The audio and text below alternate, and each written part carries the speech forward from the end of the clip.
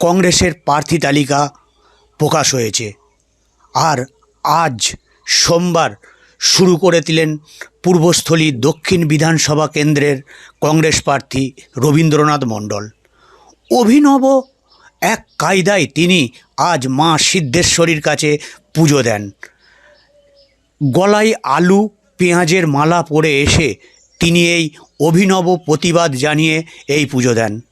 তাকে জিজ্ঞাসা করা হলে তিনি বলেন, এর কারণ অন্য কিছু নয়, মায়ের কাছে সকলেই আশীর্বাদ নিতে আসে, কিন্তু গ্রামগঞ্জে আলু চাষি পেঁয়াজ চাষিরা আলু পেঁয়াজের দাম পাচ্ছে না। সরকার যতদিন না পর্যন্ত ন্যায্য মূল্যে তাদের কাছ থেকে আলু পেঁয়াজ কিনছে ততক্ষণ এই মালা পরেই থাকবেন। আজ এসডিও অফিসে মিটিংয়েও তিনি এই আলু পেঁয়াজের মালা পরে যাবেন বলে জানান। গ্রামের একদম চাষিরা আত্মহত্যার পথ বেছে নিতে হচ্ছে। সরকার আলু কিনলো বলে কিনলো না, পেঁয়াজের মাস্তাই করে মার খাচ্ছে।